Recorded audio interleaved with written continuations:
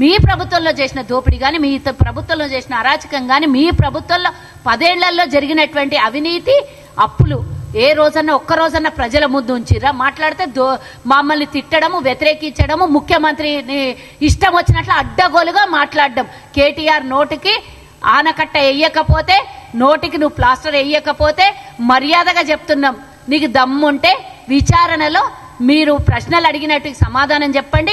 మీరు దోషులు కాకపోతే బయటకు వచ్చి ఆన్సర్ చెప్పండి. ఇగో మాకు అడిగిన ఇవి మేము పూర్తిగా వివరాలు ఇచ్చినాము, ఇగో ఇది దోపిడీ చేయలేదు, ఇది నిజంగానే ప్రజల కోసం ఖర్చు పెట్టాం, నిజంగానే ప్రజాధనాన్ని ప్రజల కోసమే వినియోగించినామని దమ్ముంటే చెప్పండి. అది పక్కన పడేసి వాళ్ళ నాయనకు విచారణకు పిలుస్తానంటే ఏదో నొప్పి వచ్చిందంట. ఏమైందైనా మీ నాయనకు వస్తే విచారణకు వచ్చిపోతే నీకు వచ్చిన నష్టం ఏంది? తప్పు చేయలేదు కదా, ఎందుకు భయపడుతుర్రు? తప్పు చేయనప్పుడు మీ నాయన విచారణకు రావాలి, మాట్లాడాలి. ఆయన చెప్పాల్సినటువంటి మాటలు బయటకు వచ్చి ఏం మాట్లాడినరు అని మీడియాతో చెప్పాల్సినటువంటి సమాధానాలు ఇడిచిపెట్టి ఈయన తిట్టిపోతున్నాడు. ఎందుకంటే భయంతో కూడుకున్నారు. మీడియా ఏదన్నా అడిగితే ఆన్సర్ ఉండదు కాబట్టి తిడితే ఈరోజు వైరల్ అవుతుంది. ఈరోజు మీడియాలంతా తిరగాలి. ఈరోజు విచారణకు పోయినటువంటి ప్రశ్నలు పక్క గాడి తప్పాలి, పక్కకు పారిపోవాలి. ఆ ప్రశ్నలు నువ్వు తిట్టిన మాట మీడియాలో హైలైట్ కావాలి. ఇదే కదా నువ్వు కోరుకునేది.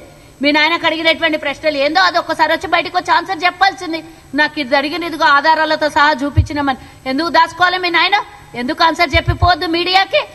ఏమంత తోపా? ముఖ్యమంత్రి అయ్యి మాజీ అయిపోయింది కదా, ఇప్పుడు ఎంతమంది పెద్ద పెద్ద దేశ ప్రధానులకే తప్పలేదు ఆన్సర్ చెప్పాల్సినటువంటి అవసరం ఉంటది.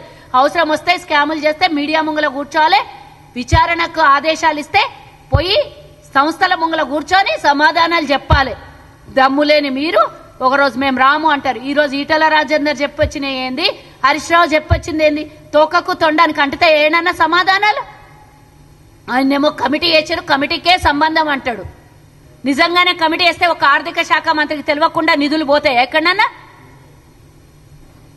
సిగ్గు శరం లేకుండా మా ప్రభుత్వాన్ని 24 గంటలు తిట్టే పని పెడితే కేటీఆర్కి హెచ్చరిస్తున్నాము.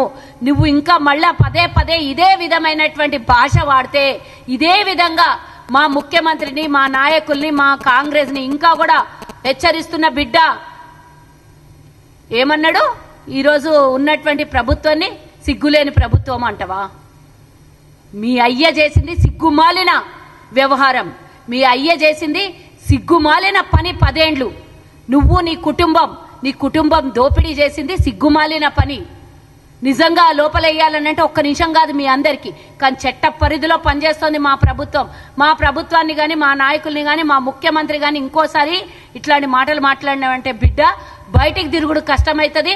ఇక మేం గిట దలుచుకున్నాము అని అంటే మా ముఖ్యమంత్రి దాకా తర్వాత పోదు. కానీ మేము అందరం ఉన్నాం, మా దగ్గర అయిన తర్వాత నెక్స్ట్ లెవెల్ మా ముఖ్యమంత్రితో మాట్లాడదు. కానీ నువ్వు సాల్ మస్తు అయింది, ఇక బంద్ చేయి నోరు. బంద్ చేయకపోతే నోటికి వాతలు పెట్టి పెదులకు కుట్లేస్తారు. మరి జైల్లో పోయి కూర్చున్నప్పుడు తిన్నికి కూడా మరి ఉండదు మళ్ళా. లేకపోతే గ్లూకోజులు మీ నాయన బయట ధర్నాలు చేసేటప్పుడు గ్లూకోజులు ఎక్కించుకొని ఇడ్లీ తిన్నట్లా కాదు ఇది ఈ వ్యవహారం. జైల్లోకి పోతే ఏం జరుగుతుందో నువ్వు తెలుసు కదా. అన్ని పోయి చూడు, ఒకసారి రుచి చూడు ఎట్లుంటుందో. పర్మనెంట్ గా పంపిస్తారు ఈసారి జైలుకు పోతే.